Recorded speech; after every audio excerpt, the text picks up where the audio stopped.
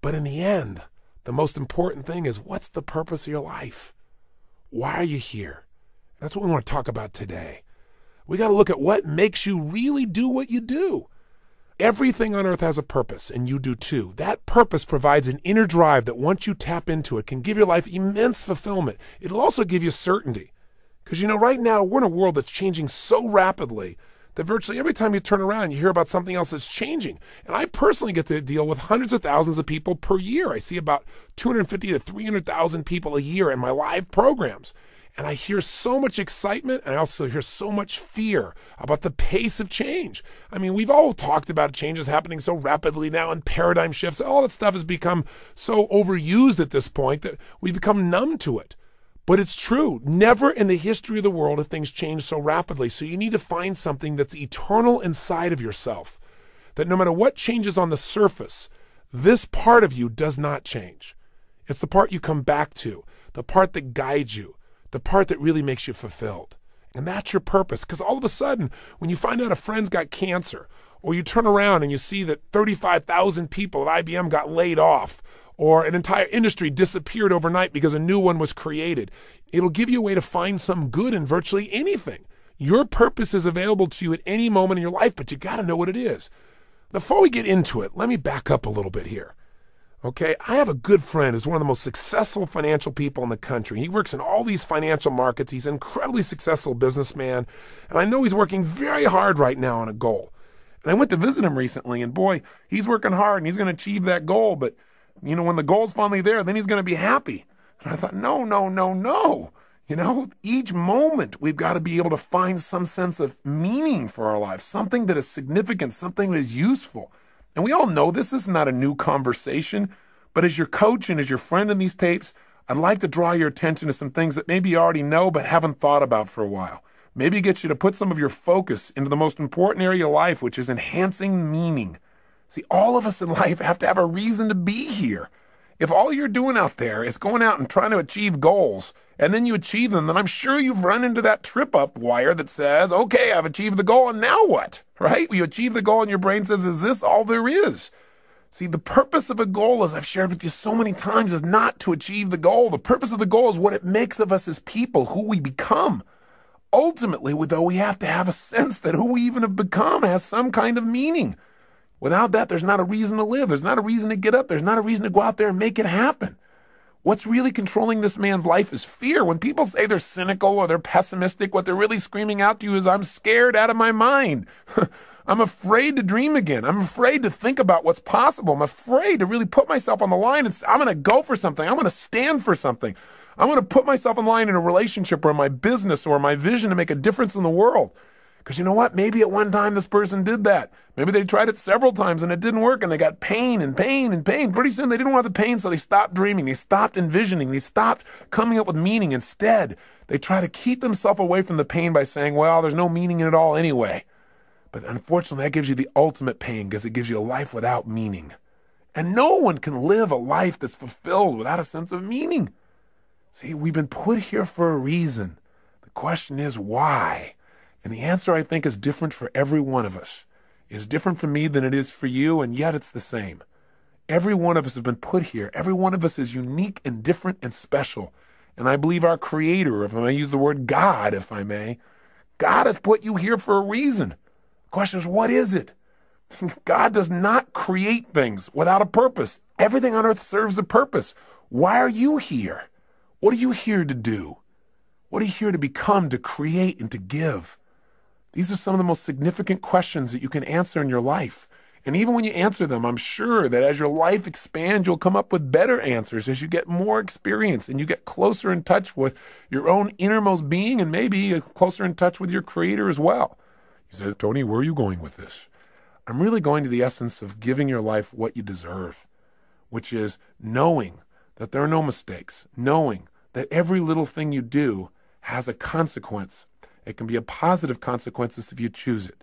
The most powerful thing that has consequence in your life, though, is the thing we talk about so often, but I got to say it again, and that is what's really ultimately shaping our lives are our decisions. The first decision is the decision about what to focus on. Where your focus goes is going to determine how you think, how you feel, what you do. ultimately what your life turns out like, what you're able to contribute. The bottom line is we must find an empowering focus out of any situation. The second decision that shapes our life and the meaning of our lives are the decisions that we make about what something means. Meaning is ultimately something we determine.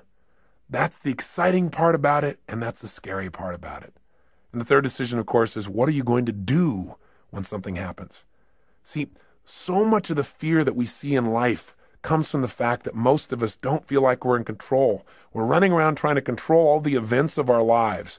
And every single one of us is going to experience multiple situations in our life that no matter how skillful we are, where we cannot control the event, where it's just not something that we can control because we didn't initiate it. Anytime you're dealing with other people, this is going to happen. Anytime you're dealing with Mother Nature, this is going to happen.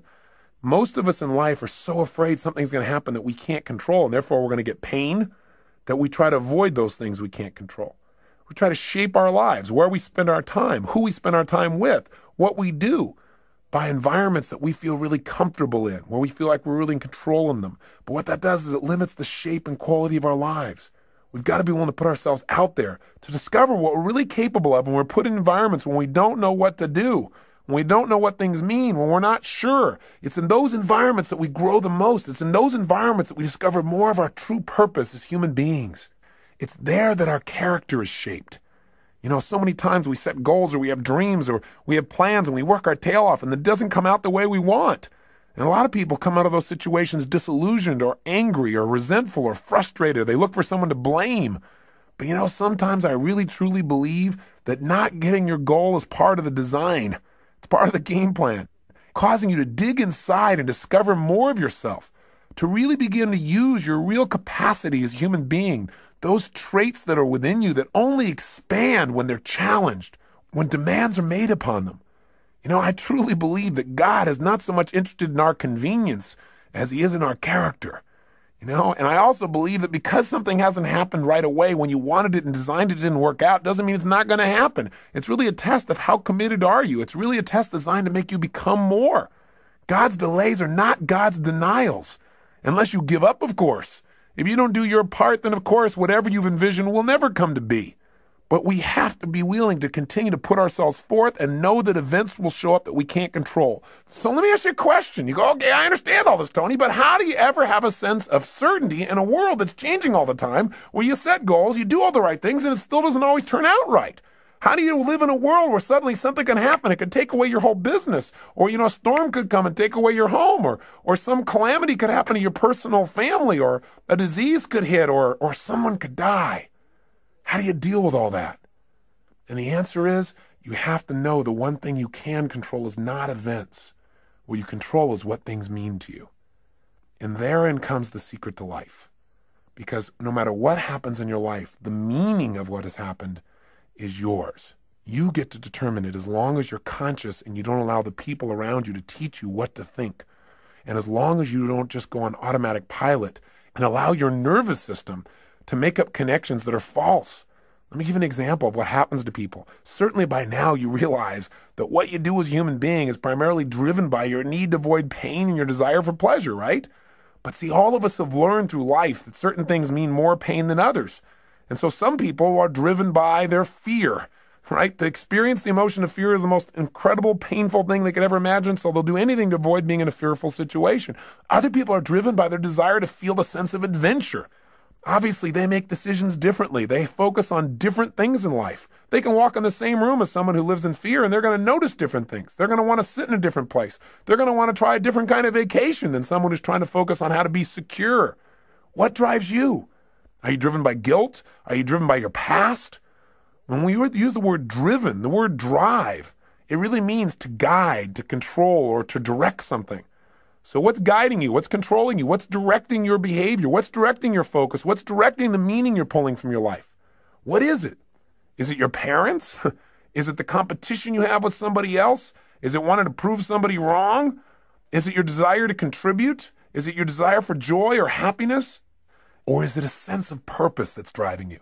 A sense there's something out there for you to do. There's something you're designed to evolve into, to become, to share, to give, to create. You don't even know what it is. But you're willing to trust that each day more of it's going to come out. See, whatever drives you, That's what's shaping your life. And the challenge is that most of us never consciously decide what we're going to have drive our life. See, we're not stimulus response animals, but we can be stimulus response animals. Our nervous systems are designed to help us. They're designed to be a source of decision making. They're designed to help us very quickly when we have an experience, figure out what is the source of that pain so we can avoid it in the future. What is that source of that pleasure so we can have more of it in the future? But when we don't think things through, when we don't think things through in an empowering way, when we don't have faith that there's a higher meaning, we tend to settle like animals for the lowest meaning that we can find. Well, this is happening because I'm a bad person. This is happening because there's something wrong with me. This is happening because I'm just destined to fail. Or worse, very often in life, we don't even consciously think things through. Our nervous system just makes quick decisions. Hey, every moment you're alive, whenever you have a significant amount of pain, your brain says, hey, what is the source of this pain? And it uses 3 criteria, I'm sure you remember, to determine what the source of your pain is. It looks for something that is happening about the same time you're having the pain that is unique. Because after all, you weren't feeling pain a moment ago. You got pain now. What's unique about this situation? It looks for something that is recent. Something's happening about the same time you have the pain. And it also looks for something that is consistent. Something that whenever you've had pain in the past, this has also been a factor in that situation. Let me tell you how these 3 criteria can help you. You go out one day when you're a child and you touch a hot stove. You feel some pain. You pull it back. Your brain says, okay, what was unique to that moment that gave me the pain? It looks around and says, this burner, right? And says, what was happening about the same time I felt the pain? I was touching this burner. And what's consistent about it? Well, maybe nothing until you do it again. After doing it 2 or 3 times, or maybe one time because it hurt enough, maybe one time is consistent. It's like when somebody says to you, you always do that. I don't always do that. Yes, you do. You always do it. I've done it one time. Yeah, but, well, that's always. Well, human beings can make a one time consistent if it's painful enough. So the bottom line is, what do you learn? Your nervous system learns you don't grab burners. Right? You just don't do that. And so in the future, when you're trying to make a decision about what to focus on, what things mean and what to do, and you're going by a burner, one of the options is not to go grab that baby, just for fun. So as basic as this lesson is, we fail to realize that this simple system that assists us so much in making decisions because it helps us discover what is the source of our pain or our pleasure so we can avoid the pain, gain the pleasure in the future. This simple system can be misguided or misinterpret information. See, here's how it works. I'll give you an example. I was doing a date with Destiny only a couple weekends ago, and several people were having major challenges in their life. And one lady just couldn't get herself to really have any meaning in her life. And as I kept digging, the real problem that she had is she felt lonely because she felt disconnected because she wanted to have someone she could share her life with. But she couldn't get herself to do that. Why would you guess someone couldn't get themselves to be able to share their life? Not hard to figure out, is it? Pain. Person obviously, as I guessed, had a painful relationship in the past, which she had. It was so painful that she'd linked up in her head that marriage, because she'd had a previous one that was painful, equals death. Well, that'd kind of keep you away from getting into a closer relationship, right? How did her brain do that? Well, she said she was in this relationship. It was so great. But after they got married, this man became physically abusive, verbally abusive. He basically did everything he could to control every aspect of her life. And the worst thing of all, when she finally developed the courage to divorce this man, he threatened not only her life, but he also threatened their own son's life. And when that happened, she got linked up. Marriage equals death to not only me, but potential loss of the life of my child. That's even more than the loss of her own life for her. Well, it's not too hard to figure out that if your brain says, why am I feeling this ultimate pain? And it looks for something unique and says, well, because I'm married. And then it looks around and says, what was happening about the same time I felt the pain? Marriage. And you say, what was consistent during the pain? You go, marriage. Pretty soon you're going to avoid marriage, but it doesn't stop there. Her brain also linked up that the cause of her pain was something else too, men. Because after all, what was unique? I had this man around. I was married to a man, right? And then secondly, what else was going on? Well, about the same time I was feeling the pain, I was with this man. And sure enough, what was recent? This man. Right around the time I had the pain, he was there every time. So sure enough, all of a sudden she's avoiding all men. But it didn't stop there. She also linked up that the reason she felt this pain was because she trusted. So as a result, her brain linked up unconsciously, if you trust, then you will die. Now, I would say to you the opposite is true. If you don't trust, if you don't have faith, then you instantly die internally. You may not die physically, but you die emotionally.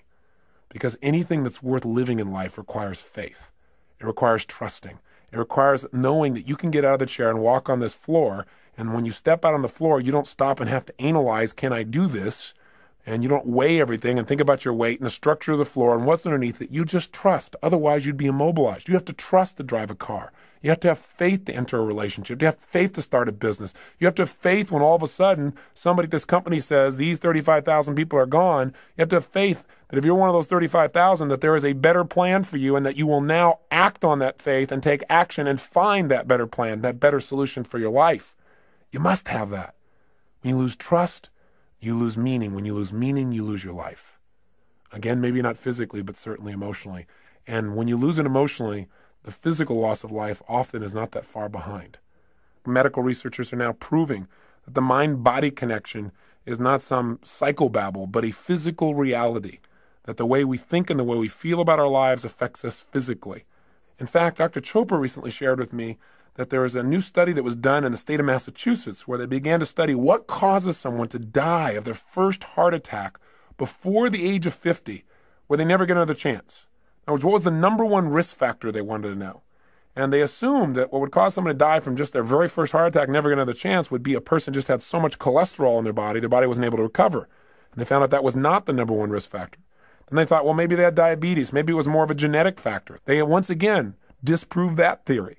What the Department of Health, Education, and Welfare for the state of Massachusetts states in their article clearly is the most important risk factor to determine that you will die of your first heart attack and not get a second chance is what they call job dissatisfaction. You got to have a deeper meaning for your life than, oh, I'm on that grindstone again, or I'm on that treadmill. No wonder most people in life turn to alcohol or drugs or television. And even then they can't find something to entertain themselves. Even then they don't sense any fulfillment because distraction does not create a life of significance. Distraction does not create joy. Distraction will not give you what you're seeking. Drugs will not change your life for the better. Right? What they'll do is hurt you. They'll create pain. And there are all kinds of drugs. Anything that doesn't expand you as a human being or allow you to share more love and joy with others in a natural way that enhances your physiology and your mind, your emotions, and your spirit is something you probably don't need. You got to grow. You got to expand. You got to contribute. You got to know that you're here for a purpose. There are no mistakes. There is a meaning. Even if you haven't found it yet, you must discover it. And you know what? For most people, they don't discover the meaning of their life until their life is over. What a sad place to be. Or until they have a life-threatening illness. Or until somebody very close to them that they love is about to leave them. You don't have to wait for the pain to discover the meaning. So, well, how will I know when I found the purpose of my life? You decide what it is. You discover it and you decide this is it. And maybe later on I'll refine it. I probably will. But for right now, this is why I'm playing the game of life. This is what it's about. Every day, if I'm just being this way, if I'm just doing these kinds of simple things with other people, with myself, then I know I'm on track. I know there's a reason for my existence. We all have that. Now, I know you know the story of Viktor Frankl, right? The man who wrote Man's Search for Meaning. Here's a man who's in a Nazi concentration camp with pain everywhere around him, knowing at any moment he could be gassed or maybe spared. And if he was spared, he'd have the unique privilege of going out and taking the dead bodies out of those gas chambers, putting them in the big ovens. Talk about intense. And yet somehow in the midst of that pain, he found a deeper meaning. The meaning was that even though he was in pain in the moment, that somehow, someday he would survive this and he would come to share the story so that this would never happen to other people in the future. He couldn't find a meaning in the moment. He found a meaning in the future. And for most of us, the meaning that we want for our lives is here today, and it's preparing us for an even greater meaning in the future if we'll just use all of our life's experience, the pain and the pleasure, to become more, to prepare ourselves for whatever it is that our Creator has brought us here for, to prepare ourselves so that at the moment of truth when we are needed, we will deliver. And my real belief is we're going to be delivering all along the way. It isn't something that someday you're going to do. It's something you every day are doing. You know, my former spouse, Becky, just recently lost her father. And it's been a tough time for her because in a very short period of time here, she's lost both her mom and her dad. And that's an event you cannot control. And God knows we tried. You know, 3 years ago when they told us that her father had cancer, they told us that he would die within a period of anywhere from 3 to 6 months. And we just did not allow them to tell him that. For the obvious reasons, you know what I believe from all the people we've learned from everyone from Dr. Bernie Siegel to Norman Cousins to Dr. Deepak Chopra. We understand the mind-body connection. If someone decides that because they have some dis-ease in their body, what it means is they're going to die, then of course they will. And fortunately, he never found out that diagnosis. And what we did is we kept making sure he had a compelling future. He had a sense of meaning, a variety of things that he was needed for. And it was amazing how he physically responded. We had a trip scheduled for him to go to Fiji on, which he went on, and talked to him about how we needed his help with our resort there and helping some of the Fijians in the garden, because the garden for him created so much meaning in his life. It's about supporting, about nurturing, about helping life along a little bit. And so he was excited about, and things we wanted him to do with his grandkids. And so we kept giving him compelling futures. And sure enough, 3 months went by, he was healthy. 6 months went by, he was healthy. A year went by. And through a variety of interventions, pretty soon he seemed to be better, until just recently when we started getting phone calls from his neighbors. He lived up in a place called Rand, Colorado, a little town with 14 people in it that he's been a major part of for years and years. And they started to call us to tell us that they didn't think he could take care of himself anymore. So we flew out and brought him back here. And the first few days he was in phenomenal shape. It was like he was completely restored, being around the grandkids and being in the environment. He was all excited to share about things that happened in his little town of Rand that he helped to create there, about the calves that he helped to deliver, and about the planting season and how they're helping people through the winter and some of the stories they've been telling. And he was just totally alive. And then we took him to doctors for a series of tests. They said they wanted to keep him overnight. The next day we called and I spoke to his main doctor, and he said it looks like he just has a form of meningitis. So he said that'll be real easily treatable and he should be okay. And he said, don't worry. He said, we're just going to do a series more tests because he's a bit dehydrated. He lives at an altitude of about 11,500 feet and he's not drinking enough water. And he said, so, we're going to run a couple more tests, he said, next day. He said, but I think he'll be fine. He said, I have to go out of town. He said, my, partner doctor will be working with him. So he said, I've passed on all the information. You can check in with him tomorrow. Well, the next day, Becky went to go see her dad, and I was out doing a seminar, and I got a phone call, and the phone call was that they'd done additional tests and that they'd found out that the cancer had spread throughout his spine and into his brain. And while it wasn't treatable before, when they told us 3 years ago, it's certainly not treatable now, and that they thought he would die within weeks. The worst part was, though, that they also told this to him before they told it to Becky. So he had no one there to support him through the process or to give him other options. When I found this out, I became so angry with the doctors because I focused on how he'd violated what we asked him to do and how the other doctor should have told his partner doctor not to tell him yet, to allow us to talk to him, to prepare him for the situation. That it was so harsh, it was so unfair, and the meaning of it was that it was going to really harm him, that all of a sudden he would give up hope. And what I wanted to do was lash out. And fortunately, I didn't lash out. Instead, I started to focus on what's happening to Cecil. What can I do? So went to go see him and talk to him, and it was unbelievable. He looked like he just aged 10 years in a day. Because what had happened is he had no future. There was no purpose in fighting the pain or trying to make things happen or, trying to tell stories or do anything, because after all, you're going to die anyway soon. And that was kind of the way he was interpreting it. And sure enough, no matter what we said, he just didn't seem to respond. He just seemed to go into a total stupor. And for the next day and a half or so, he just sat in a corner. And he really didn't say very much or communicate very much. He just said not to bother with him, that he was fine. But he didn't open up emotionally. And I just sat down with him and I cried, and I told him how much I loved him and how much Becky loved him and how he needed to share with us what he was really feeling, because holding that back wasn't protecting us from pain. We just felt separate from him. That he could choose what this was going to mean for his life. The doctors had told us 3 years ago that he was going to die within a matter of months then. And here he was 3 years later. I said, what if you would have just sat around for 3 years in this little corner doing nothing because you thought you were going to die any day or any week? I said, that'd be pretty crazy, huh? And he started to laugh. I said, look at this. I said, you can't just sit off in this corner. Hey, you might die tomorrow. You might die in 6 weeks. You might die in 6 months. You might die in 6 years. You might die in 10 or 20 years and really screw these people's brains up. I said, it doesn't matter how long you're going to live. What's going to matter is how you're going to live while you're here. And I said, you've lived an incredible life. In World War II, you were a pilot, You were a businessman. Now you're this guy who's touching this little town up in Colorado where everybody knows you and cares about you and loves you because you love them. I said, you've raised these incredible kids. I said, if you're going to go out in style. Go out because you decided to go out in an energy that you want to, where you really enjoy your life. Don't just shut down because somebody told you your life's over because you buy into it. Don't do it. And then he said, well, Tony, he said, the truth is, I'm not afraid to die. And he said, everything you said is true. He said, my life has been so rich. And he says, I feel like, I've lived my purpose now. I look around and I see my kids and I see what they're like as people and I see what I've done and I think maybe it's time for me to go now.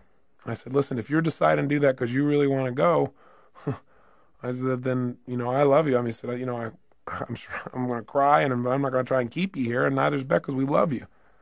I said, but at the same time, don't leave because somebody tells you it's time to go. He said, well, I don't know. I said, when it's time to go, you'll know. I said, and you can go consciously. You can decide when it's time. You don't have to wait till the pain is so intense you can't stand it. But at the same time, don't go any quicker than your meaning is done. And I think right now you're teaching your family a lot of new lessons. He said, yeah, that's probably true. And I said, so what do you want to do? How do you want to do things? I said, let's get your fanny out of here. Let's get about. And we had this great conversation and talked about all kinds of things. I won't bore you with the details, but I let him know that he never have to worry about his daughter and that she had become the kind of person he could always be proud of. And it was amazing because the next 3, 4, 5 days he came to life. All of a sudden there was a purpose in things again. All of a sudden he was alive. He'd go out by the pool and tell stories and so forth. And he went over to the polo grounds and did all kinds of just really great things. And then I went away for a seminar and I came back 2 days later and it was like he was gone. He could barely even talk. He's having a difficult time holding himself up. We had to have round-the-clock care for him.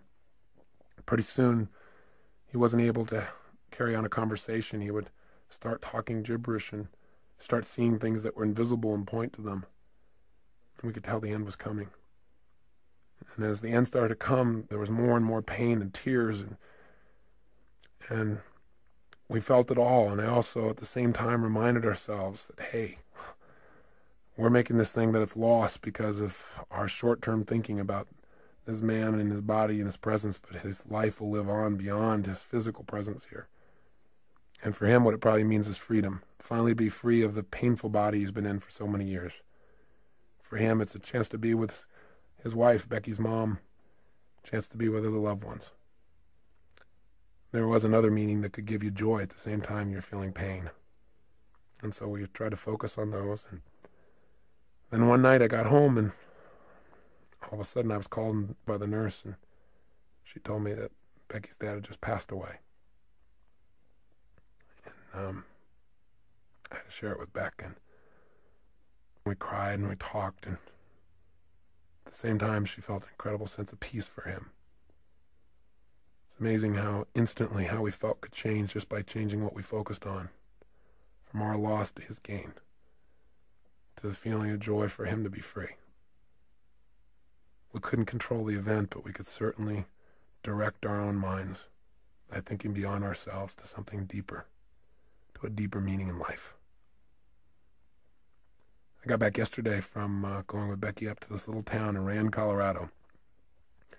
This little town I'd never been to before, but Becky had been there many times, and I got a chance to see where Cecil lived and the impact he had. He didn't really want a funeral. He never liked people who, quote, put on airs for anything. He was a simple man with simple values and a simple mission. And when I got there, I looked around, and he never explicitly said what the mission of his life was, the purpose of his life. But in a town of 14 people, and we went out to this gravesite to put his body into the ground, and suddenly person after person started showing up. We knew all 14 people would be there because we knew he'd touched them all. They all loved him. He was the storyteller. He was the man who took an old car years ago and painted it black and white and put a star on the side and put a dumb in the inside with glasses and made it look like a police car so that when people came running through this little town, which consists of about 7 or 8 buildings, that they might slow down.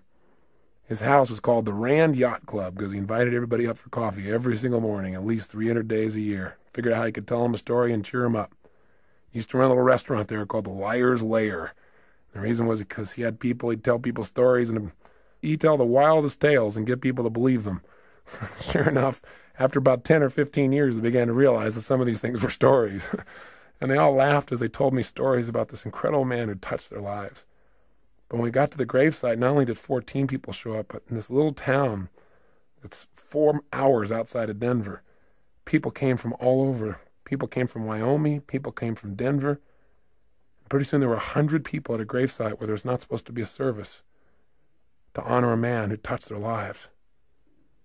So we said, we don't having a formal service because that's not what he wanted, but before we put his body in the ground, does anybody like to say anything? And they all talked about how he touched them, how their life was greater because he was such a loving soul, that his smile had touched them, that his stories had touched them, that just his manner, that he was a lover of people and animals, that because he'd been in this town, their lives would never be the same. And people who'd come through the town just for a day, just his little kindness. He was a man who said, if you can't say something nice about something, don't say anything at all. He never said a negative word about anybody. In fact, one man, probably the most telling tale of this man's life, he said, Cecil's the kind of guy, he said, I sat down one day with him and said, what are you doing about all those rodents that keep stealing all our animals? Are you poisoning them? Or are you shooting them? Are you trapping them? Are you killing them? What are you doing? He said, because they're taking all my stuff. And Cecil said, no, he said, I just plant twice as much. I thought, what a life. What a man. See, his life was his mission. His mission was real simple. Love people, love animals, love beings. Make the world a little bit better by just being nice. He lived a life of significance, one that had meaning. He didn't go out and change everything on earth. He didn't make $1 billion. He doesn't have people writing him up everywhere, but he changed people's lives. And he died in his sleep, out of pain, the day he decided to go. And he created in his family a greater sense of courage to look at life in a new way, and a greater sense of dedication to give even more. He added to our drive. He added to our commitment to be givers in life, as he was to any soul who had the privilege of coming across his path.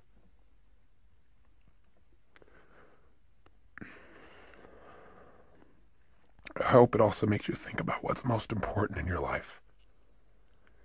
I remember an interview with Michael Landon in Life magazine when he knew he was going to go.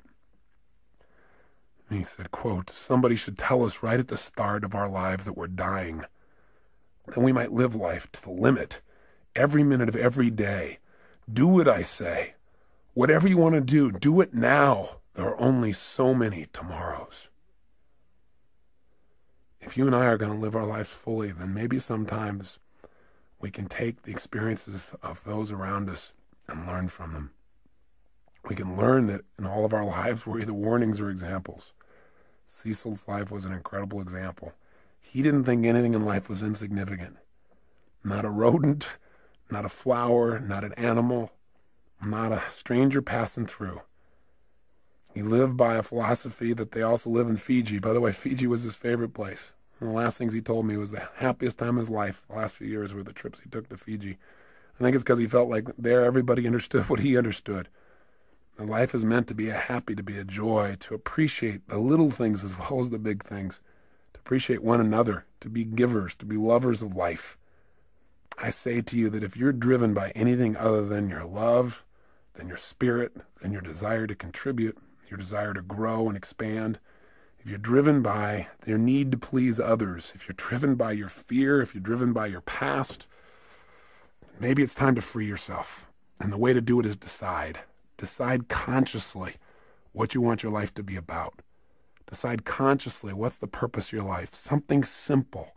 Something you can live every single day. I think that when I look at people's lives and I see the people who are having so much difficulty, I think the number one reason why people fail to experience joy in life, experience life as a win, is not because their life isn't a win, because the win can be just reaching out and touching somebody around you. The win can be just telling somebody that you love them. The win can be taking care of your body, God's temple. The win can be stopping and feeling grateful. The win can be anywhere. You don't have to land on the moon to have the win, and you can enjoy landing on the moon too. But how much better to enjoy the process? Because we're going to spend most of our life in process towards the achievement of goals.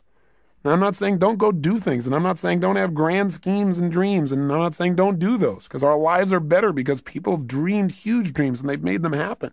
But I'm saying don't do it at the expense of not appreciating what's true along the way. And What Cecil's reminded us of is all those little things that are so, so important. And we've always believed they're important. I feel like we've always lived that they're important, but I just want to redouble the effort. It's part of my commitment to him. So in his honor, I challenge you to do the same. I challenge you to hold yourself to a higher standard. I challenge you to realize that you're here for a purpose. There's something for you to do and be here for yourself and for others. You can't just do for others and not do for yourself, or you won't be here. So this is really designed to get you to ask yourself, are you being efficient? Or are you being effective in your life? There's a big difference. If you're being efficient, then what you're doing is you're doing things right. But if you're being effective, you're doing the right things. Are you doing the things that are going to give you the most joy in your life? Why are you doing what you're doing? And where is it taking you? You know, we all need to have what I call a code of conduct, a set of standards we hold ourselves to every day about how we're going to be as people, the kinds of states we're going to live in, because it's out of those states that we affect everyone around us. Just stop and think about what's most important. Think about why you're here. What's the purpose of your life? Step out of the moment and into eternity. Think about what's eternal when you're feeling insecure. Start to realize there is something inside of you that is never ending, that there's something inside of you that is unchangeable, and that's the part of you that knows what is right, what to do, and why you're here. And so, you know, it may sound metaphysical, it may sound religious or spiritual, call it whatever you want. But know that the bottom line is that you are here for a reason, and that it's a special reason that only you know. And it may be that you haven't found it because you're looking for something huge. And it may be that you're living it right now. You're just not appreciating your purpose. Maybe what you're doing right now is your life purpose, this thing that you detest most. Or maybe what it is doing is giving you the challenge to really discover something within yourself that allow you to give and be more. Because life is about two things, being and doing. How are you going to be as a human being? I mean, ultimately, our destiny is who do we become as people, and what do you do? What do you contribute? That's what it's about. That's what gives us a sense of fulfillment. A life of significance is one of growth and contribution. It's one where you decide what your life's about. Simply, what are you here for? Are you here to live, to learn, to grow, to share, to love? What are you here for? I'm asking these questions. I'm hoping you're thinking, not just listening to me. What is the special plan for you? You've got to discover the purpose of your life. There is a plan. There is something here for you that's different than anybody else in the world, and you've got to discover what it is. And the best way to discover is just trust your instinct and say, what is it? If it was simple, it was clear, and I was living every day, why am I here? Because if you never discover your purpose, how can you ever win the game of life? How can you really enjoy it thoroughly? See, I look around at people so often, they're so unhappy, and I think the reason is that they don't ever win the game of life. It's a game they feel like they can't win, like they're always losing. And the reason, number one, is, I think there's 7 reasons. I'll give you 7. I've jotted some down here. I think number 1 is, I think most people never win the game of life. They never feel fulfilled. They never feel joy because they don't know the purpose of the game. If you don't know the purpose of the game, what's your chances of ever winning? Of ever getting to ring the bell and feel that sense of fulfillment or joy or passion or love or whatever it is that you truly want at the deepest level? See, if you don't know the purpose of the game, if you don't know the goal, it's pretty hard to set up your game to win, isn't it? Pretty soon you start pursuing things that don't give you fulfillment. Living somebody else's life other than your own. You got to know, what are you doing it all for? What do you really want? When I ask most people this question, what do you want? They give me answers like, well, I know what I don't want. I don't want to live this way anymore. I don't want to feel like hell anymore. That's not going to give you what you want. What do you really want? Oh, I want to finally be financially secure so I can retire. Great. You know the statistics about retirement? Actuary statistics from insurance companies show that 3 years after a man retires, specifically I'm using men, guess what happens? He dies. To retire is to die. And for some people, this is like their major aim. Think about it. Retirement is going to make you happy. You got to have a purpose. You got to know what it is. You got to decide what it is, at least for now, and know that that vision will continue to expand. Second reason why most people fail at the game called life, because even though they don't know the purpose of the game, they got tons of rules about how it must be played. Right? They don't even know the goal, and they got all these rules they got to live by. And not only do they have rules for themselves, but they have rules for everybody else around them. Rules for how their spouse should be. Rules about how their boss should be. Rules for how people they don't even know on the street should be. You know, it's so often in life we get upset with other people, and it's not about the other people, it's about our rules. They're doing something we know they shouldn't be doing, or they're not doing something we know they should be doing, right? We need to just relax a little bit. We need to realize that whatever people are doing, they got a reason. It may not be a very intelligent reason by our perspective, but who are we to say? And you know what? And maybe it isn't an intelligent reason by lots of people's ideas, but you know what? It is a reason. I mean, it all comes down to how do we wire ourselves as human beings. See, whenever you see somebody, you think they're doing something crazy, have some compassion. Are there any stupid things you've ever done in your lifetime or crazy? I would hallucinate based on my own personal experience. The answer may be, you betcha. And the bottom line is, we got to understand that things are going on that we don't understand with people. I remember one time I was talking to Stephen Covey about times where we misinterpreted people's behavior, and he told me about this time when he got on a subway, and this man walked in and brought on a bunch of his kids, and they were just running rampant, screaming, yelling, making noise, creating havoc. And, you know, Stephen's more of a mellow, centered kind of guy. He doesn't like that kind of environment, even on the subway. And the bottom line is, you know, he didn't want to say anything, but he found himself getting more and more irritated. And the man seemed to be just ignoring the kids, like it didn't even matter what they were doing. So he found himself finally to the point where he actually spoke up. So Stephen turned to him and said, you know, do you think you might want to do something about these children? And the man looked at him and said, oh, yeah, I guess I should, huh? He said, we just got back from the hospital. Their mother just died. He said, I just don't think they know how to deal with it. He said, quite honestly, neither do I. Stephen said he felt like absolute garbage. And he said it made him from then on realize whatever's going on, there may be something else going on as well. It made him have compassion. It gave him fewer rules for other people in his life. Not a bad idea. But we were talking about people that don't succeed in life, and why don't they succeed? One, they don't know the purpose of the game. Two, they got tons of rules even though they don't have the purpose. How'd you like to be in a game, and you're trying to win, and you don't know the goal, and you got a zillion rules you got to live by? That'd be pretty frustrating, wouldn't it? Well, add step 3 to it. Here's the third reason people fail to win the game of life, and that is because their rules are in conflict. We've got all these different special rules where we contradict ourselves, where in one situation you're supposed to be one way, and in another situation you're supposed to be totally different in order to be effective. See, if you've got a bunch of rules in conflict, which most of us do, you're going to have pain. You're going to have frustrations in your life. Here's the fourth reason why most people don't win the game of life.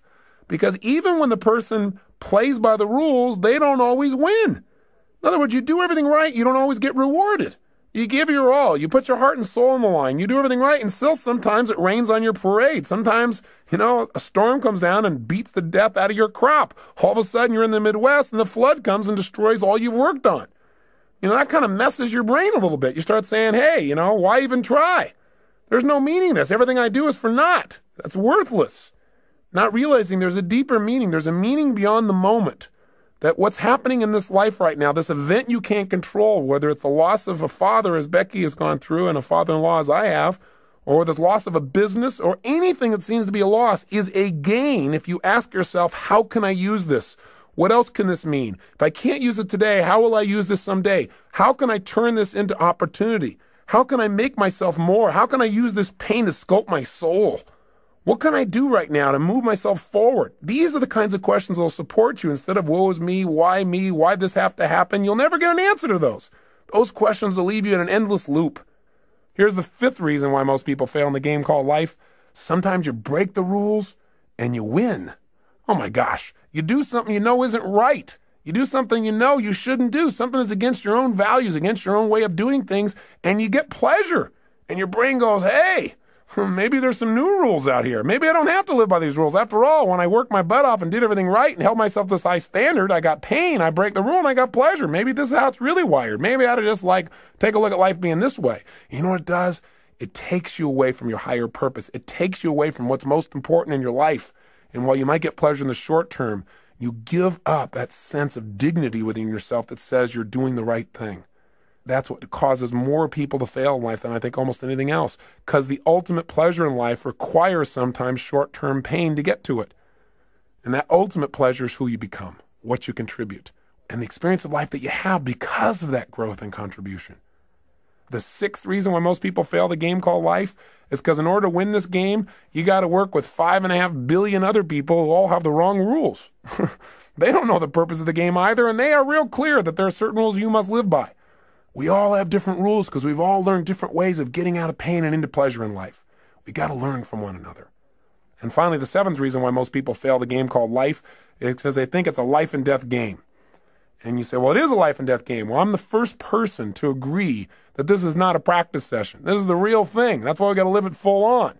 But if you think everything is life and death every moment, you put so much pressure on yourself that you truly will not live life. You'll live in fear. And that's no life at all. How do you live life and win the game? Well, in spite of all this stuff that sounds so terrible, there are people that seem to be winning, seem to be fulfilled, seem to be making a difference, seem to have a great deal of joy in their life. And they seem to have it consistently. And they're not doing it through drugs or alcohol or distraction. They're doing it through living a life of significance. How have they done it? They do what we do in our Date with Destiny seminar. We accomplish 7 things in that seminar. And I bring it up because I hope you'll take the time and actually come, where we'll get your purpose and your mission statement and your values all in the exact order you ideally need them to be, so you're being pulled in the direction you want instead of being pulled in multiple directions. But for right now, here's what we do. And this is what we're going to start doing on this tape. Is the first thing these people have who succeed or are fulfilled is they've decided what the purpose of the game is, at least for right now. Do you follow me on this? They said, okay, I don't know what the purpose is ultimately, but let me just decide. For right now, the purpose of my life is to what? It's to love and be loved. It's to grow. It's to expand. It's to make a difference. Do this. It's do that. They come up with a purpose, which is what I want you to do at the end of this tape. To start. I know it's not the end all and be all from one tape, but I want to get you started on a mission statement, a purpose statement for your life. You got to have that. If you don't at least have a target, if you don't know what the goal of the game is, you don't know what to decide to do. We have all these choices, all these opportunities. So you don't have to choose between something that's good and bad. You have to choose between something that's good and something that's great. But if you don't know what your purpose is, if you don't know what you value most in life, you can't make an easy decision. All decision making is value clarification. See, if you don't know where you're going, then you can get there by any road because you're not going to know the difference. You know, everything looks like a great opportunity. One of the biggest challenges in life is choosing, focusing your life, deciding what to spend your time on, what to spend your energy on. Having a clear purpose allows you to do that. The second thing you want to do to make your life work, and those who succeed do this, is they have fewer rules. The more rules you have about how people have to be and how life has to be for you to be happy, the less happy you're going to be. See, the happiest people are those people that say, every day above ground is a great day. The happiest people are people who find joy in a smile, joy in adventure, joy in a simple action. See, if you can find joy in that area, then all the big things are just a big bonus for you in your life. So when you find yourself starting to react to something that someone else has done, then you might want to ask yourself, how significant is this really, right? Is this so bad? Is it okay for this person to have a different opinion, a different view, a different feeling than me in this area? And in most cases, you might say, yeah, it is. What would you have to believe in order to be upset? That everybody has to live by your rules? Well, maybe in some areas that's real important. Maybe some other areas it's not as significant. You can just let go of it and have a lot less pain. The third thing that people who win the game of life seem to have in common is they've made their rules consistent. They found the conflicts in their life, and when they find them, they've been honest with themselves and say, this is a total contradiction of what I normally believe in other areas. No more. This is not how I'm going to live my life. Fourth thing these people do that make them succeed is they give themselves pleasure whenever they win, even when the world doesn't. This is really important. You got to realize that sometimes you'll do everything right and you won't get acknowledged. So what? Acknowledge yourself. You got to catch yourself doing little things right and give yourself the pleasure you deserve. After all, if somebody else tells you, hey, great job, and that makes you feel good, it's not them saying great job that makes you feel good. It's when they say great job, you stop and say, that means I get to feel good. And you send a little neurotransmitter that allows yourself to feel the pleasure feeling in your body. Why not just give it to yourself so that you keep yourself on track, so you're always reinforcing good behaviors, excellent behaviors, commitments to your highest values. Fifth thing these people have in common is when they screw up, when they don't do things right, when they violate their own values, when they violate their own sense of purpose in life, they give themselves a short burst of pain. They say, hey, this is not who I am. I stand for more. They don't wait for the world to have to give them pain. That's why they're on track. The sixth thing that these people that win have in common is that they know that everybody in life has different rules. And so when they get in a relationship with people, they know they've got to have other people in their life to help succeed in a particular area. They try to find out their rules. Because if you know what's most important to people, if you know what their rules for life are, what their musts are in life, it's a lot easier. And lastly, people who succeed in life, they've learned that life has a purpose, but they also at the same time don't take life too seriously. They don't take themselves too seriously. What's that old funny metaphor? Why do angels fly? Because they take themselves lightly, right? The bottom line is we've got to look at life in a different way. Now, with all this conversation we've had here about purpose, what are you and I going to do right now so that you have a greater sense of meaning? Well, one is I don't need you to just go out and create this grandiose purpose. and write pages and pages and pages. I think that the simplest things can be the most powerful things. And so if you can now, close your eyes and think about what you want to be when you were going to grow up. Go back to a time when you're 5, 6, 7, 8, 9, 10 years old. What'd you want to be back then? What'd you want to do? Who were your role models? And why did you want to be that?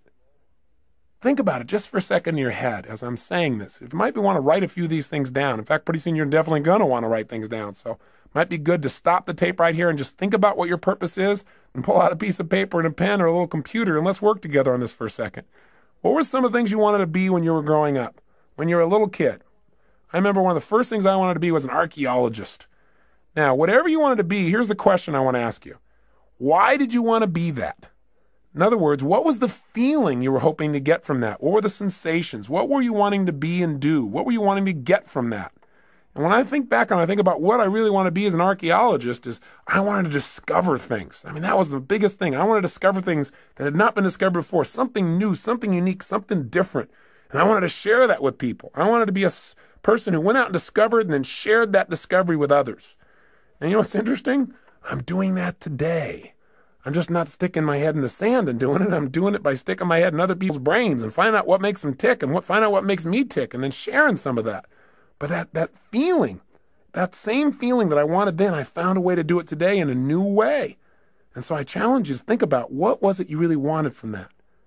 Then think of something else you wanted to be when you're growing up. I wanted to also be a police artist later on. Remember that? You know, those guys that draw those pictures, and show people and catch the bad guys. And why did I want to do that? What did I want to get from that? Oh, gosh. I thought about it. I said, well, I wanted to create. I wanted to be creative, and I wanted to help people. I wanted to help people do the right things. I wanted to get people out of their pain. I wanted to catch the bad guys. But most importantly, I wanted to create and help people. Well, guess what? I found a way to do that today, different than I originally thought, but the same purpose is there.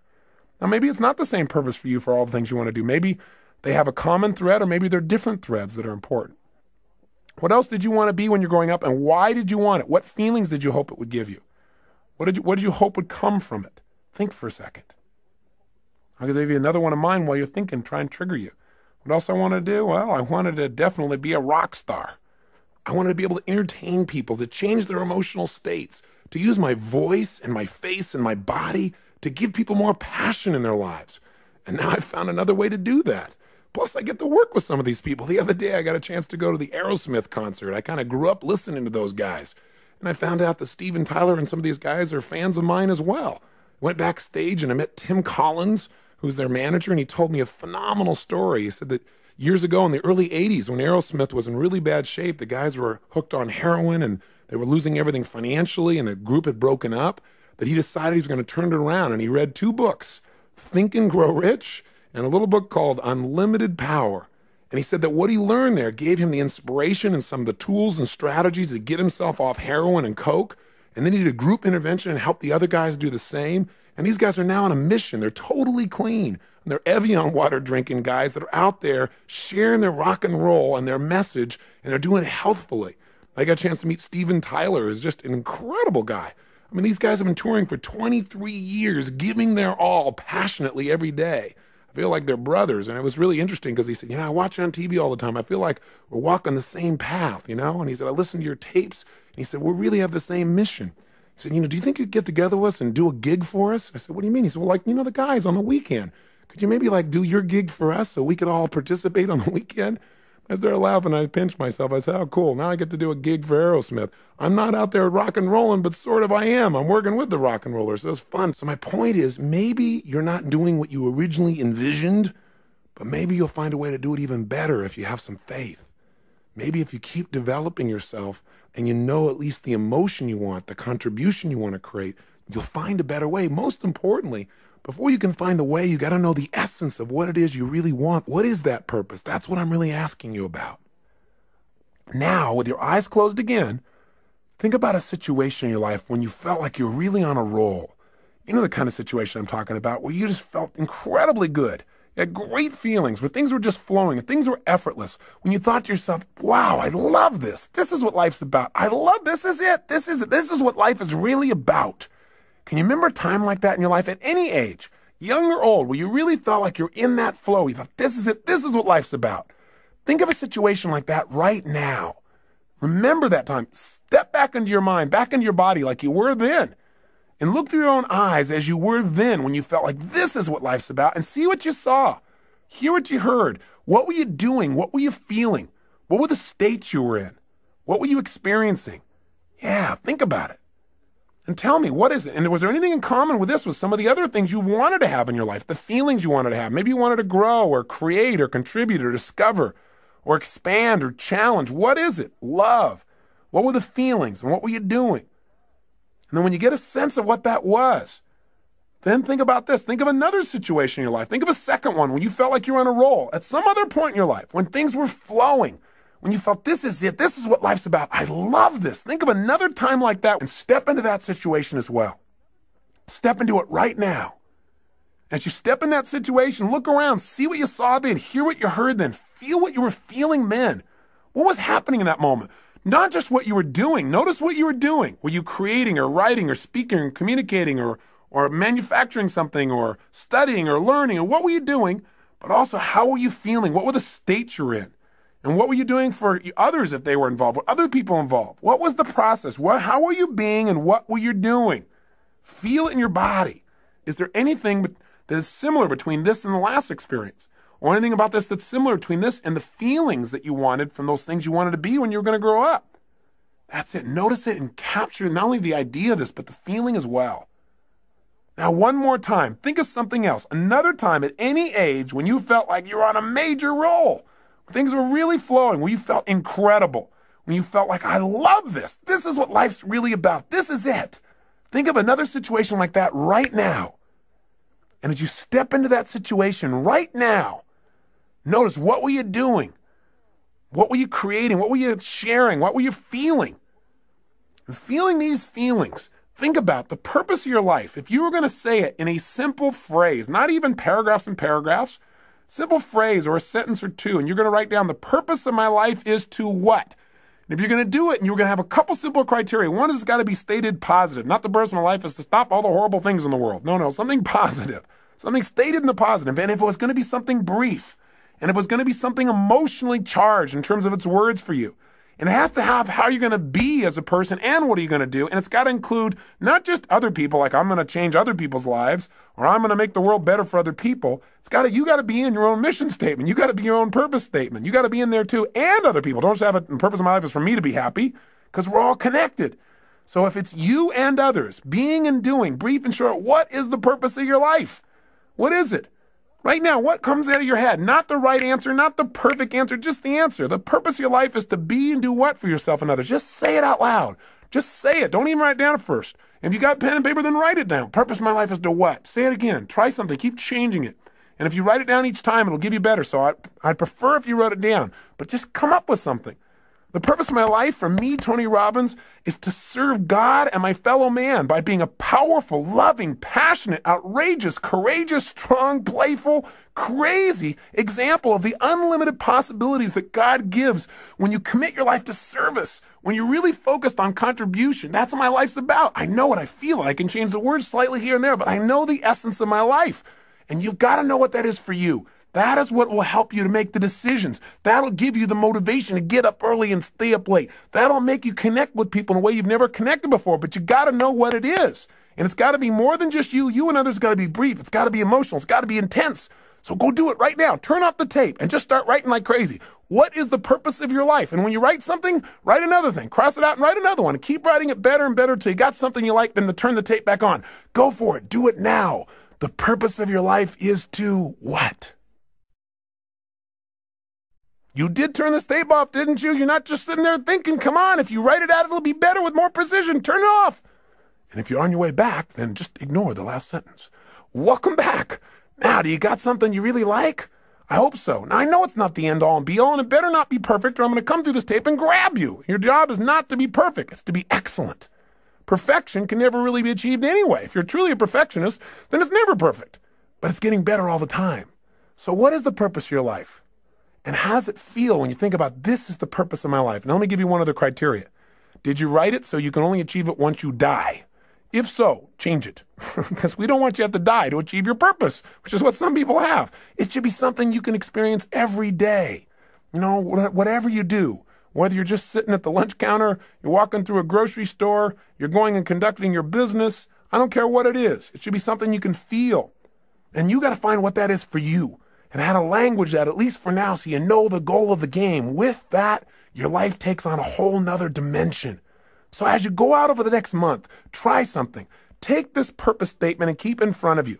Put it in the system you use for managing your time and keeping your to-do list. Put it up on the wall nearby.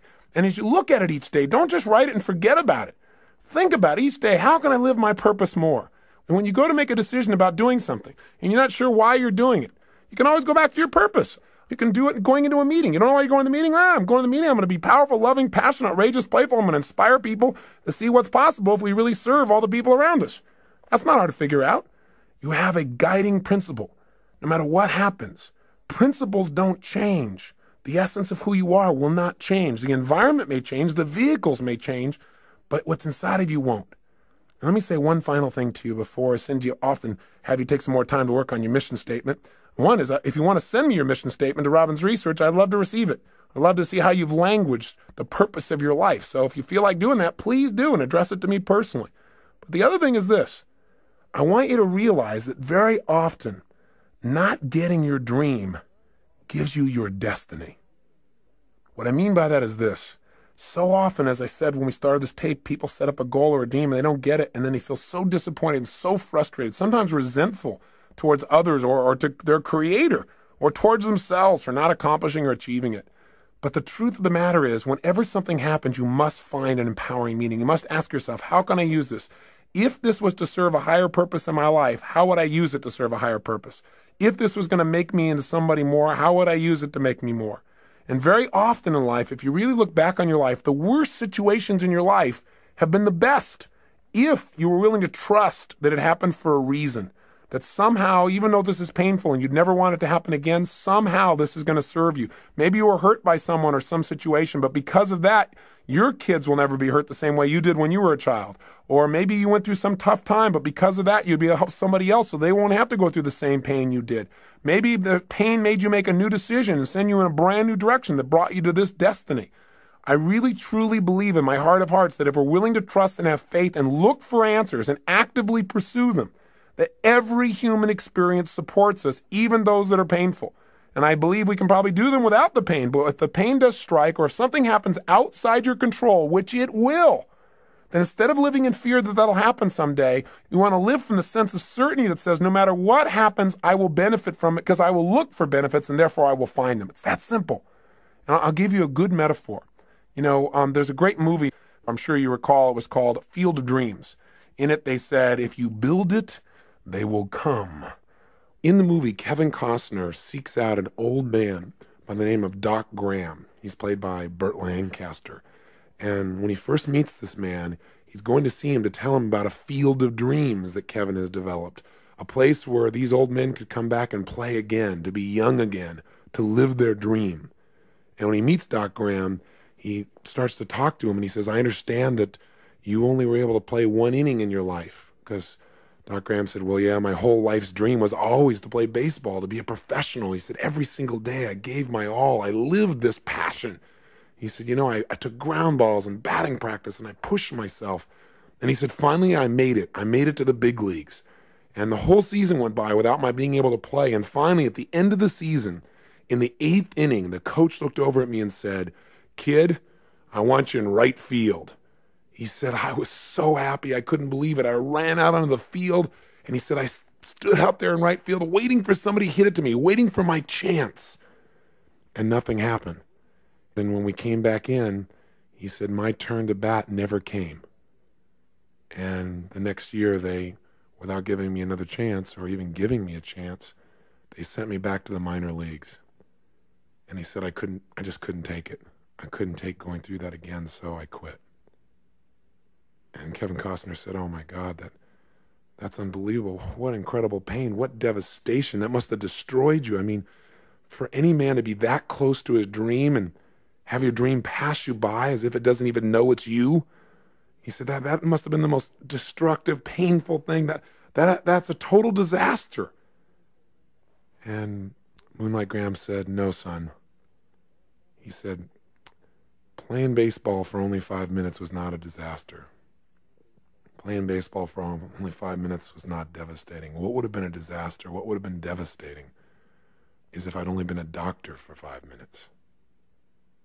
You see, if I would have hit that baseball, that might have been the bigger disaster, because then I never would have come to this little town.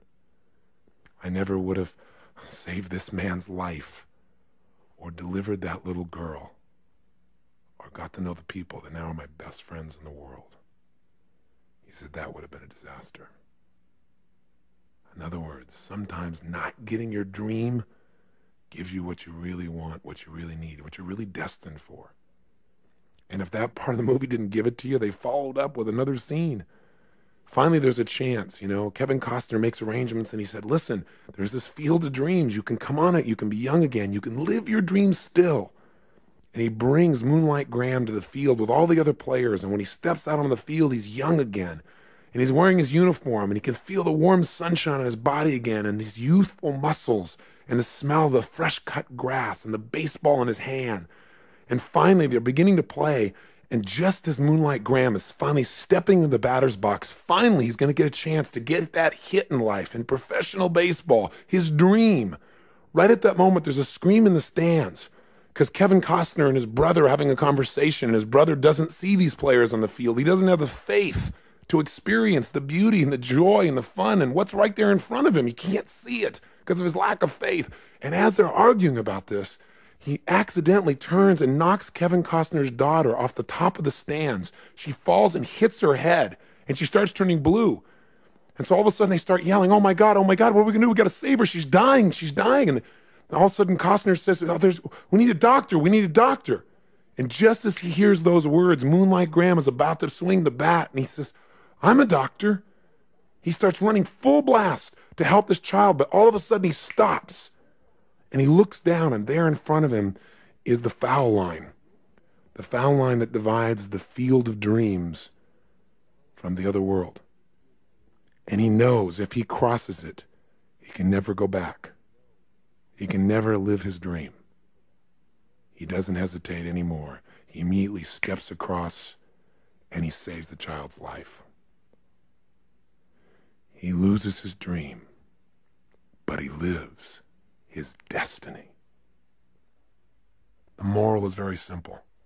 Inside each one of us, there are desires that we have for our personality, those things that we want to avoid pain and want to gain pleasure for. But there are also moral needs. There are those needs inside of us to go beyond ourselves to something greater, to something more, to give of ourselves in a way that maybe we've never given before, maybe a way that won't even be acknowledged, but will give us the greatest sense of fulfillment we've ever dreamed of in our lives.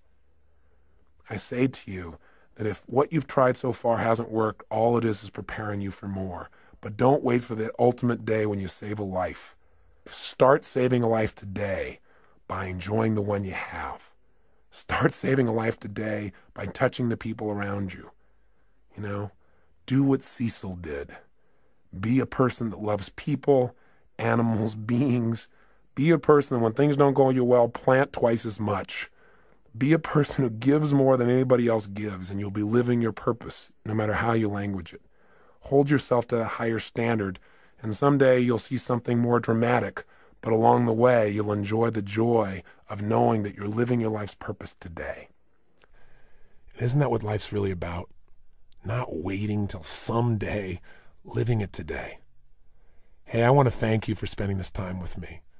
I am so grateful to God to have the opportunity to connect with you as if we've been friends for years, and we've not even met. But I hope in this time together that you've found some strategies, some tools, and maybe found a piece of yourself, reminded yourself of the truth of how unique and special you are. Not in an egotistical way, but everyone is. Everyone is unique and special in some way, and to think less of yourself is to slap the face of your Creator. You've been given gifts, and it's time to make them real. And Getting the Edge has been about sharing with you some of those tools, and the most important ones are taking that time for yourself. Please do that for yourself consistently. If you did nothing else out of this but that, I promise you, you'll see your future unfold, and you'll hear the whispers of destiny. You'll hear the guidance that's within you. But you got to take time to be alone and do that. And if you do it every day, you'll see a change. If you go through that results workshop and just change anything you're not willing to settle for anymore and be honest with yourself. If you take and make those relationships magnificent and not settle in this area either, my God, everything in life changes when you've got someone to share it with that you love. Everyone you've ever been in a relationship with is a bonus to you. It's one of God's great gifts. But if you can find that soulmate, you got everything. And I have to say that for me, finding my soulmate, finding my wife Sage, was the richest day of my life, and every day is richer because of it. I hope for you, my prayer for you, is you find someone like that you have that kind of love for, and they have that kind of love for you. Or if they're there, that you treasure them, and you find a way to make that juicier every single day. If you do that, and on top of it, you energize and alkalize and get that vitality in your body. If you master your finances, turn your emotions into your friend, and you find your purpose, then the life you create will be so much greater than your dreams. Your old dreams will seem like cartoons by comparison to the life you're living. And if you're able to make those kinds of changes, you'll be able to stand proud knowing you're the one that did it. But I'll also have a special pride of knowing that maybe I helped in some little way to guide you deeper into connecting with yourself. Because the ultimate edge is connection with yourself, with your creator, with your friends, with your family, with life itself. And if you do that, then these 7 sessions were certainly well worth both our time. So I wish you well, my friend, and for now I say so long. But I hope I'll see you sometime soon, and you'll share with me the story of your success and what you've done. Please email me, write me, or come see me in a seminar. I'd love to meet you personally. But until then, make sure that every day is lived to the fullest. Don't settle for less than you can be. Be one of the few who do versus the many who talk. And be sure to live with passion. God bless. I hope to see you soon.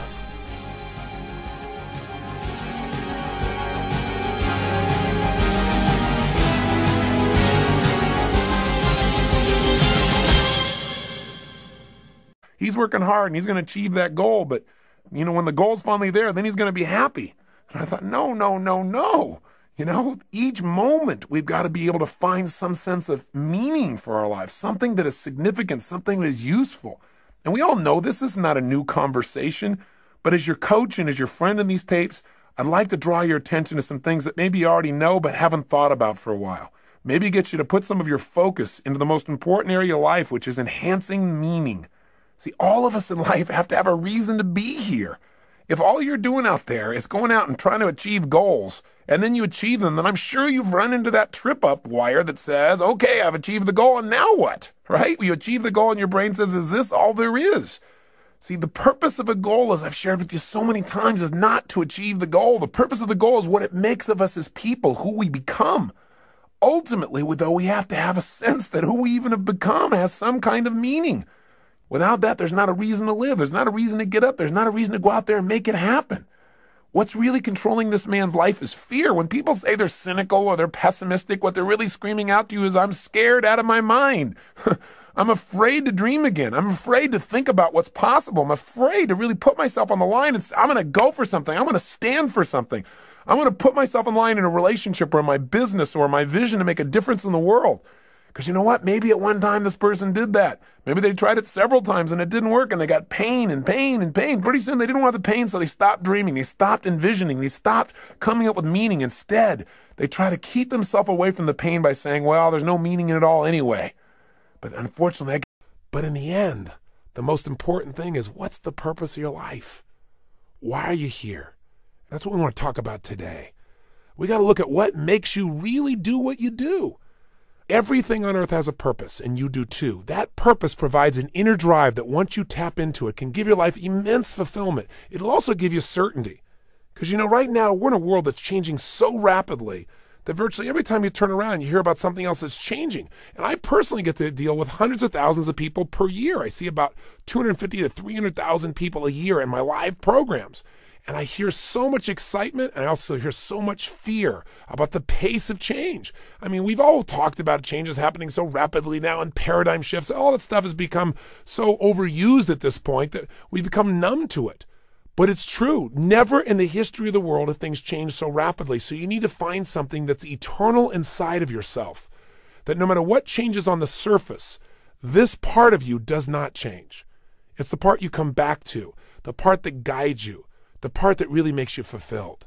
And that's your purpose. Because all of a sudden, when you find out a friend's got cancer, or you turn around and you see that 35,000 people at IBM got laid off, or an entire industry disappeared overnight because a new one was created, it'll give you a way to find some good in virtually anything. Your purpose is available to you at any moment in your life, but you got to know what it is. Before we get into it, let me back up a little bit here.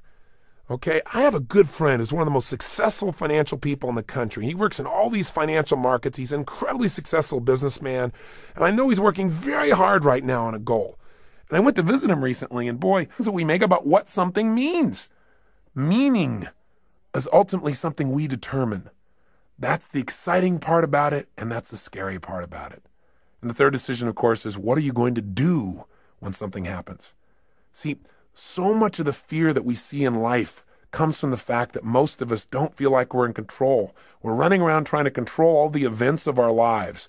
And every single one of us is going to experience multiple situations in our life that no matter how skillful we are, well, we cannot control the event. Where it's just not something that we can control because we didn't initiate it. Anytime you're dealing with other people, this is going to happen. Anytime you're dealing with Mother Nature, this is going to happen. Most of us in life are so afraid something's going to happen that we can't control, and therefore we're going to get pain, that we try to avoid those things we can't control. We try to shape our lives, where we spend our time, who we spend our time with, what we do, by environments that we feel really comfortable in, where we feel like we're really in control in them. But what that does is it limits the shape and quality of our lives. We've got to be willing to put ourselves out there to discover what we're really capable of when we're put in environments when we don't know what to do, when we don't know what things mean, when we're not sure. It's in those environments that we grow the most. It's in those environments that we discover more of our true purpose as human beings. It's there that our character is shaped. You know, so many times we set goals or we have dreams or we have plans and we work our tail off and it doesn't come out the way we want. And a lot of people come out of those situations disillusioned or angry or resentful or frustrated. They look for someone to blame.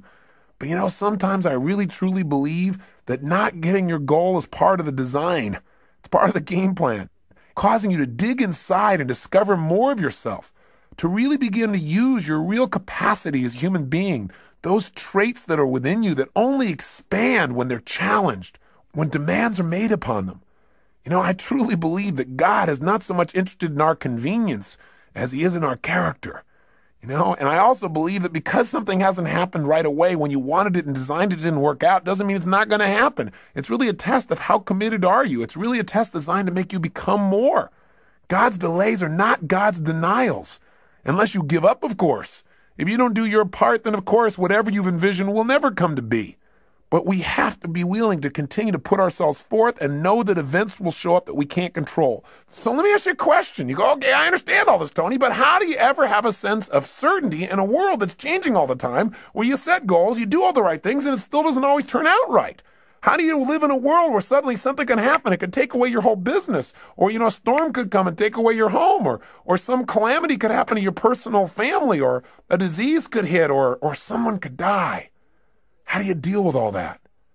And the answer is, you have to know the one thing you can control is not events. What you control is what things mean to you. And therein comes the secret to life. Because no matter what happens in your life, the meaning of what has happened is yours. You get to determine it as long as you're conscious and you don't allow the people around you to teach you what to think. And as long as you don't just go on automatic pilot and allow your nervous system to make up connections that are false. Let me give you an example of what happens to people. Certainly by now you realize that what you do as a human being is primarily driven by your need that gives you the ultimate pain because it gives you a life without meaning. And no one can live a life that's fulfilled without a sense of meaning. See, we've been put here for a reason. The question is why? And the answer, I think, is different for every one of us. It's different for me than it is for you, and yet it's the same. Every one of us has been put here. Every one of us is unique and different and special. And I believe our Creator, if I may use the word God, if I may, God has put you here for a reason. The question is, what is it? God does not create things without a purpose. Everything on earth serves a purpose. Why are you here? What are you here to do? What are you here to become, to create, and to give? These are some of the most significant questions that you can answer in your life. And even when you answer them, I'm sure that as your life expands, you'll come up with better answers as you get more experience and you get closer in touch with your own innermost being and maybe closer in touch with your creator as well. You say, Tony, where are you going with this? I'm really going to the essence of giving your life what you deserve, which is knowing that there are no mistakes, knowing that every little thing you do has a consequence. It can be a positive consequences if you choose it. The most powerful thing that has consequence in your life, though, is the thing we talk about so often, but I got to say it again, and that is what's really ultimately shaping our lives are our decisions. The first decision is the decision about what to focus on. Where your focus goes is going to determine how you think, how you feel, what you do, ultimately what your life turns out like, what you're able to contribute. The bottom line is we must find an empowering focus out of any situation. The second decision that shapes our life and the meaning of our lives are the decisions